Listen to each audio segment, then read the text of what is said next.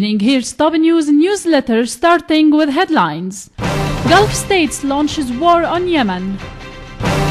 Syrian army strike hard on terrorists in several provinces. Al-Jafari calls countries supporting terrorism to change their policies. Saudi Arabia, along with other Gulf states, launched late Wednesday a military offensive against Yemen. The Saudi ambassador to the United States announced from Washington 20 civilians, including children, were martyred in the assault, and the Revolutionary Committee called on Yemenis to demonstrate against the offensive. There is a civil defense source as saying that the death toll of the attack reached 13 civilians. 13 civilians, including women and children, were killed in the Saudi raids overnight, the source told AFP. Witnesses said residents were helping civil defense officials to search for any more victims under the rubble of prison houses damaged in the raids. While on the Syrian view, units of the Syrian army killed many terrorists and destroyed their ammo and vehicles, along with Haritin Dwar as Zaytun Hayyan axis during intensive operations in the area. And another army unit killed many terrorists and seized an armored vehicle they were using in the area surrounding Tel Jbil village in the north of Handarat, which came under the army's control few days ago, while a number of terrorist organizations' self-claimed leaders were killed as army destroyed their den in Salmin town in the countryside of the southern Daraa province. The army also destroyed 2 hideouts, killing all the terrorists inside in the area around Kafr Shams and the area between Jasmine and Nimr villages in Daraa western countryside, while the army established control on a number of posts in the surroundings of Al-Misharfi in Al-Kalamoun mountains after destroying several dens of Jabhat al-Nusra terrorists.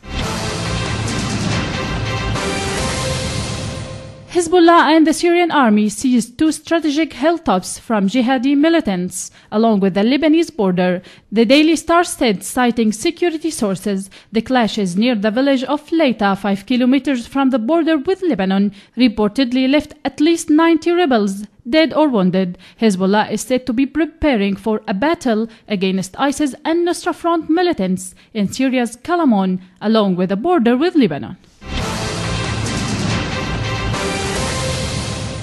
Syria's permanent representative to the United Nations, Dr. Bashar al-Jafari, called upon the countries which support terrorism to stop it, apply the UN-related resolutions, the latest of which is Resolution 2001-1919, and support Syrian government to rehabilitate the children who have been the victims of terrorism targeting in Syria.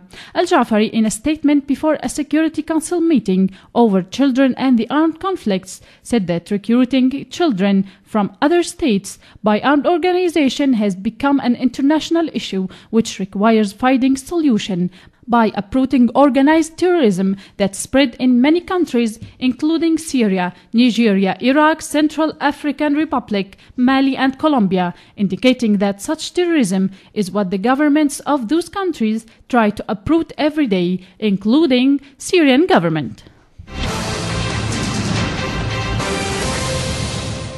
While in the Iranian view, the Iranian negotiation team led by Foreign Minister Mohammad Jawad Zarif arrived in Lausanne to resume nuclear talks with the Western powers. Foreign Minister Zarif stated that the talks reached a crucial stage as the deadline for the agreement neared.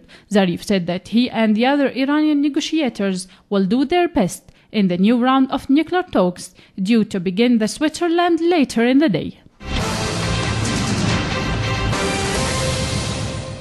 That was all for today. Thanks for joining us. I'm Nibal Hneidi. Good night.